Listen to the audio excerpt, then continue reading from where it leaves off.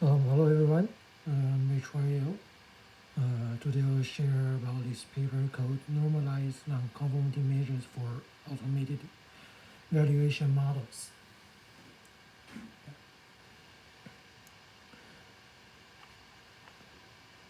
And, and for the abstract, first I'll talk about the introduction about this paper, and we'll talk some ideas from conformal prediction, including transductive conformal prediction and inductive conformal prediction, and the idea of the non-conformity scores, and also talk about conformal prediction, the measure of a conformal prediction. And also the next part talk about some development of non-conformity measures from this paper. Um, and next I'll talk the experiment and the conclusion. So these automated valuation models, AVM, these are commonly used by the real estate firms and mortgage providers to algorithmically determine the valuation of property prices, supplementing or supplanting the need for a trained human surveyor. And AVMs are developed based on a large number of characteristics of the property, the neighborhood, and the past property price. And it is useful for AVMs to provide a range for the valuation so that the user can be confident in the estimate, and if required, use a conservative valuation price. Also, BLT in 2017 it shows how conformal predictors can be used to build reliable AEMs that produce reliable prediction intervals. But they use a limited data set which does not contain data on vital property characteristics such as property size and the number of bedrooms. Hence, although reliable, the prediction were too poor to be practically useful. So in this paper, the goal we want to do is to first we want to produce the religion prediction for AVMs, and we want to building upon the previous study by BLT in 2007, who demonstrate a proof of concept that conformal prediction can be used to produce value prediction regions. And also we used a new richer housing data set to give efficient, practicable prediction intervals. And third, we want to produce an efficient prediction intervals by exploring existing and novel normalization methods for computing NCM, which is non-conformity measure.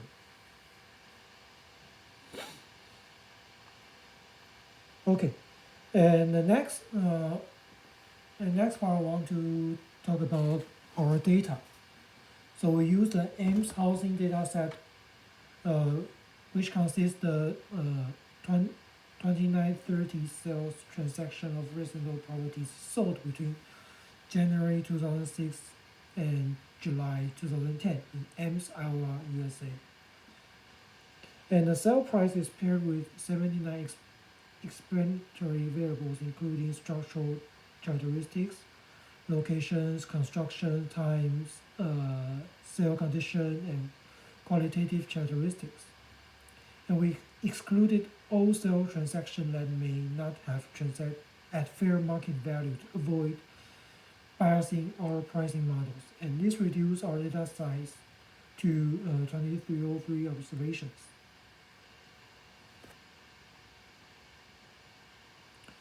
And because AVNs are only useful if they are able to provide coverage for a large geographical area, we choose not to include most of these variables in our models.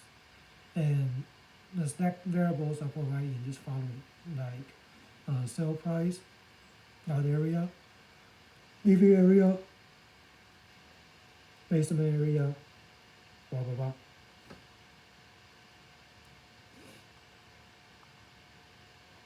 Okay, so the next part talk about conformal prediction. So although we talk about many many times about this conformal prediction, but if you are the first time to listen about this report, about this presentation, and I can tell that again. Okay, so we given an RID set of training examples that XIYI to XLYL, and each example XIYI I is equal to 1 to L is a random variable in RD times R. Xi is RD. This is the feature vector of example I, and yi is a label of example I.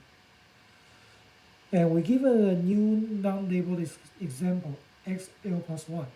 The regression problem is to make a point predictions given by y hat L plus 1 equals to ft star XL plus 1. And ft star is a regression function trained on the examples, t star. And then we given a significant level, epsilon belongs to 0 to 1. This is a conformal prediction outputs the prediction sets. Prediction sets will be such that the probability of YL plus 1 belongs to this prediction sets will be larger or equal to 1 minus epsilon.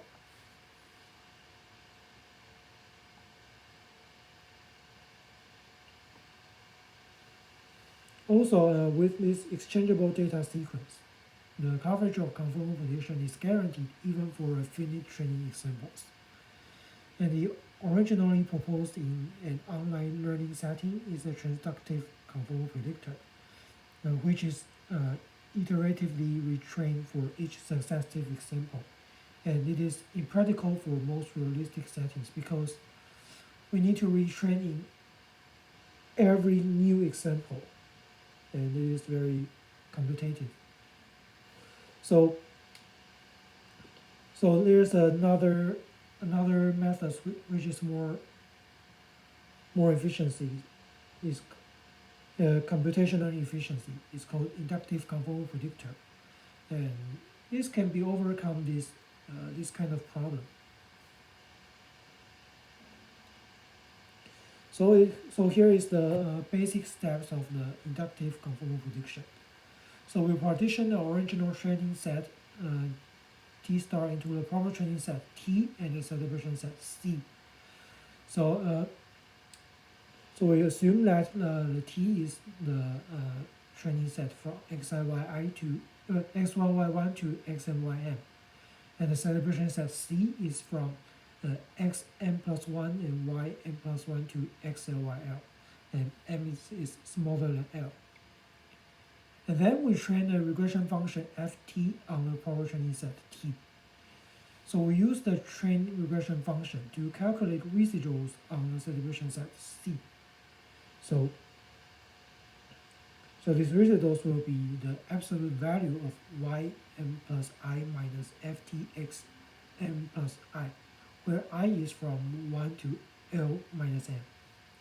So last part, so for a new example like xl plus 1, we predict this prediction interval to ft xl plus 1 minus rs, and the upper bound will be ft xl plus 1 plus rs. And the rs is the s largest value in ri to rl minus m. And the s will be the floor function of epsilon times L minus m plus 1.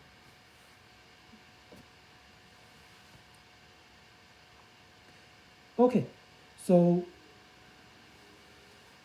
next part we want to focus on the nonconformity measure. So first we define the following values. Like A1 belongs to this one, and AL plus 1 tied y equals to this one. And this function and this and this one is any function that is symmetric in its first m arguments. And this function is also called a nonconformity measure, and its purpose is to assign a numerical score indicating how different a new example is from previous examples. And also the assigned values A1 to AL minus M and AL plus 1.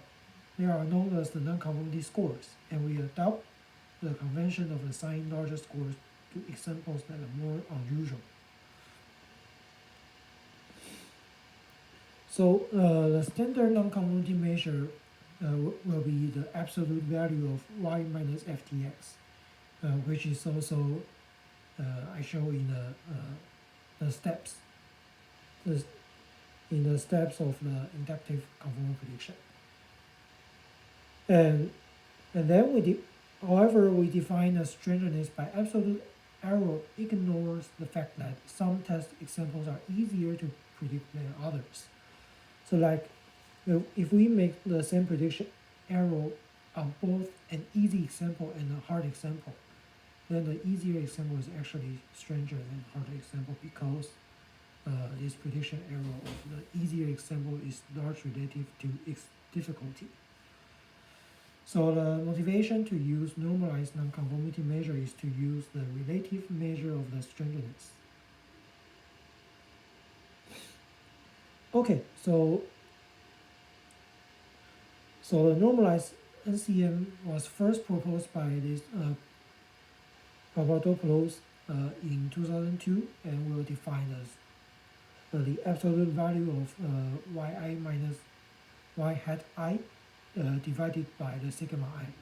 And this sigma I is an estimate of prediction difficulty for the test example xi. And its resulting prediction interval is its lower bound will be yi hat minus alpha s times sigma I, and upper bound will be y hat I plus alpha s times sigma I. And alpha s is s largest non-conformity score in the saturation sets. And also the same, the s will equal to the flow function of epsilon times L minus n plus 1. And also, Papadopoulos, they define this sigma will be the exponential of mu I. And the mu I is the prediction of the value of log absolute value of yi minus y hat I on the test example xi.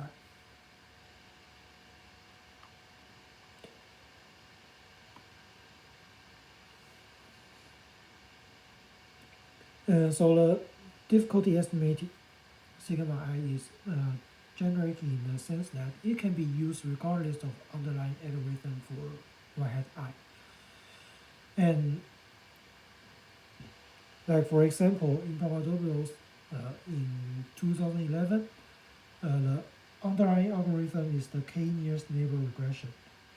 And they use the sum of distance from the test input xi to its k-nearest neighbors xyi to xik. And the standard deviation of k neighbors of the test input xi is their difficulties.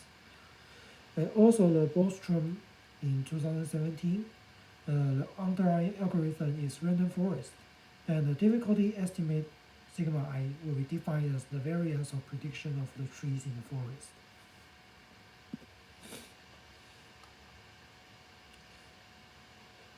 And in the next part, we'll talk about the measurement of the conformal prediction. So we let this prediction interval, the lower bound and upper bound is A L plus I epsilon and B L plus 1 I epsilon will be the lower bound and upper bound of this prediction interval. And we let this prediction interval is the examples in the test sets. And we measure this efficiency on the test sets, TS, by the mean interval width or median interval width. And this is we call average length before. Yeah, in here, they can use average length or median length. And the second part, we can measure the empirical validity of conformal prediction by observing. Sorry. No. Sorry, we just move on. So we measure the empirical validity of the conformal prediction by observing its error rate on the test. So this is the V epsilon of the sum of the indicator function of YL plus I not belongs to this prediction interval and divided by N. So this is the conformal prediction is empirically invalid if the observed error rate is close to epsilon. So this is we call the coverage before.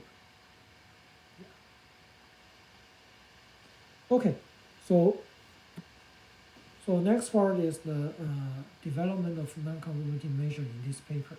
So in this paper, there are two main development of nonconformity measures. The first one is normalize this nonconformity measure based on these data sets. And the second part is we want to average different kinds of the models. Okay, so the first part. In this paper, the main insight of our analyst is that this data set in the model is the prediction error is positively associated with the probability price. So that means the higher prices are associated with the greater error.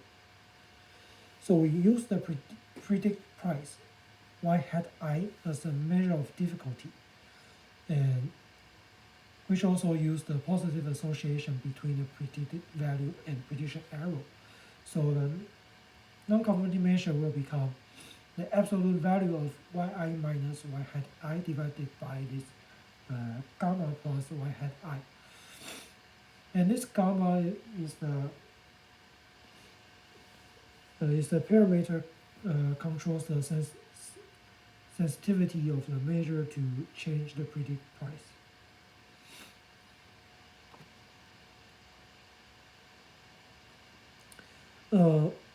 So for this nonconformity measure, this is we are assuming that difficulty increase linear to this probability price. But in this paper, this relationship is non-linear. So they also motivated this normalization with respect to exponential price. So the main difference will be the denominator will be exponential of gamma times y hat I. And also this gamma is controls this sensitivity to change in y hat I. So this is the first part of the development of nonconformity measure, and the next part next part to develop this nonconformity measure is that we can define this geographical distance between two houses. So the variation of neighboring prices around the house can be used as an estimate of difficulty. So based on this, we can get this nonconformity measure. So for 29 and 30, the main difference of 29 and 30 and 27 and 28 is that this y hat I becomes to this distance function. Yeah. And the third part to development is like we can reuse this method in Papadopoulos in 2002. So there will becomes to yi minus y. There will becomes the main difference is also in the denominator. So in 31 there will be gamma plus this epsilon mu I, and also the 32 is the oh, here is a typo.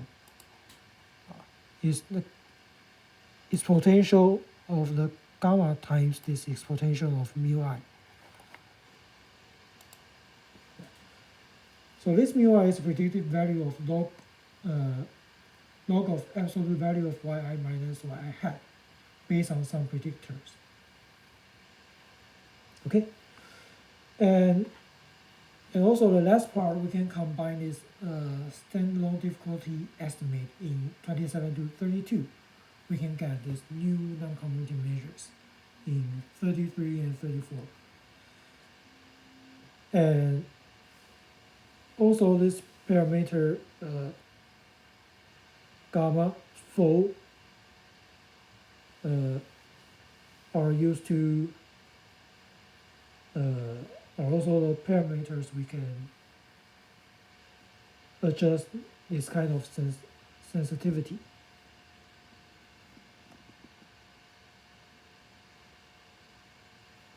And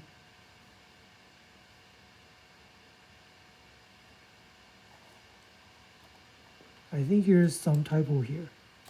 Yeah. I think I want to talk about the parameters gamma, C, and gamma and C in 33, and gamma and pho in 34. Yeah, I think I want to talk about that. Okay, so the next part is, and the second part is model averaging. So this model averaging is used the multiple different predictor algorithms and average their separate prediction in some ways to predict an overall answer. And this idea is that average cross several predictors reduce the variance and therefore it tends to reduce the wrong-telling errors. And we let the proper training set and celebration set be defined as required for the ICP. And for F1 to Fj will be j different regression algorithms trained on the proper training sets.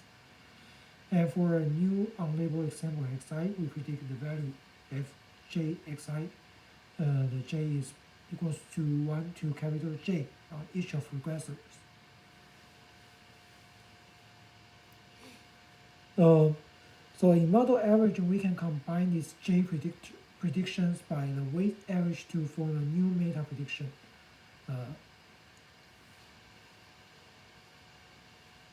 The y line xi. So in this paper, we use the sample average. That means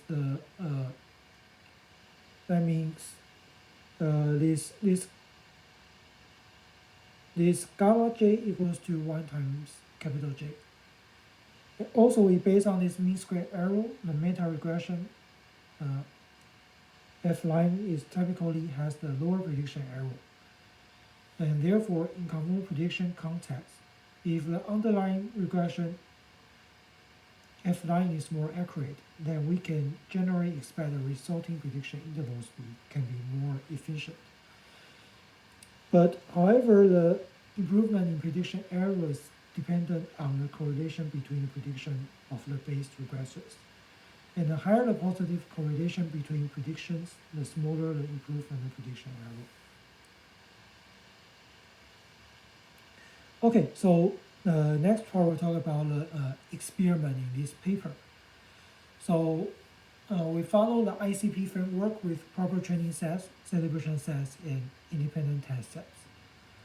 And with an additional grid research phases, we use the cross-validation procedure on proper training sets to determine suitable values for parameters, the gamma, pho, C, and K. And we're comparing conformal prediction built with 3 different regression algorithms. First one is ordinary least squares linear regression.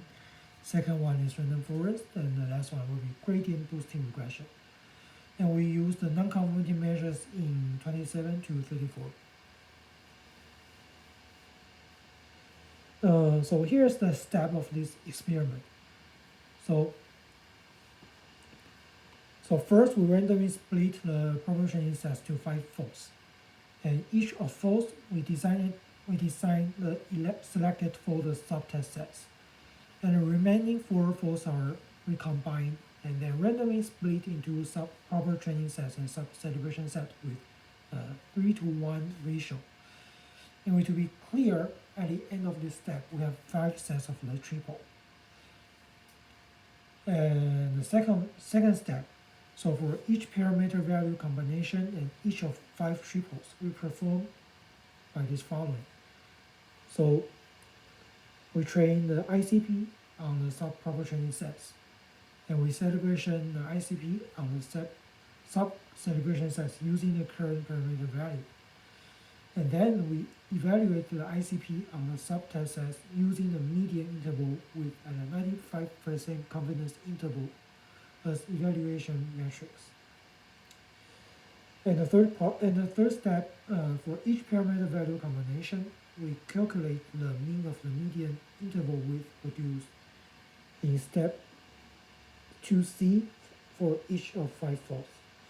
We output the parameter value combination that has the lowest mean interval width. Okay, so here is some proving parameters here in 27 to 34. Okay, so here is a coverage with different kinds of confidence interval. So this one will be, the first one will be 99% confidence interval, and second part is 95%, and last part is 90%. And as we can see, in every case is with different kinds of the nonconformity score, and whatever the models they use, it looks very similar. Like, for example, for 95% confidence interval, then the error in each case is around 5%. And also, so does this combination of the different regressors. Okay. And the next part is the median length here, median interval width. So we can see the first part is 14. The 14 is the standard nonconformity measure. So we can see the standard one is also the worst one in here. We can see in 27 and 28 is actually much better than the standard one. And also the 28 is also better than 27 because the 28 is exponential. And because this case is not linear, so the exponential case will be better. Okay? And also the 29 and 30, the result of 29 and 30 is actually better than 27, and it looks similar to 27 and 28. But for computational, the 27 and 28 is more efficient. We can see the best pair in this result is 31 and 32. But the best one is the 34. But in 34 we have too many pruning parameters, and we choose the best one. So this is an important reason that the 34 is the best one. Yeah. So we usually suggest 32 or 34 in this case. And also another thing we can watch is that the three regression models look similar, even if the linear regression it is also competitive to others too. And also whatever kinds of the nonconformity measure, the combined model for all the three models is significantly better than they do separately. Okay, so here's the results about this experiment. So due to these prediction intervals, which are all empirically valid, so we can find these results in this median interval width. Okay, the first thing, every proposed NCM is outperform the baseline standard measure. And this is true for every underlying algorithm. And second one, in all cases, the exponential version of each NCM produces shorter intervals than its corresponding row version. So just as I say, because this data is not linearly, so actually the exponential case is it should be better. And the third thing is none of these individual underlying prediction algorithms are consistent better than others. And also model average further improve upon this resource of its consistent algorithm quite considerably. I think here's the table here. I want to check this one.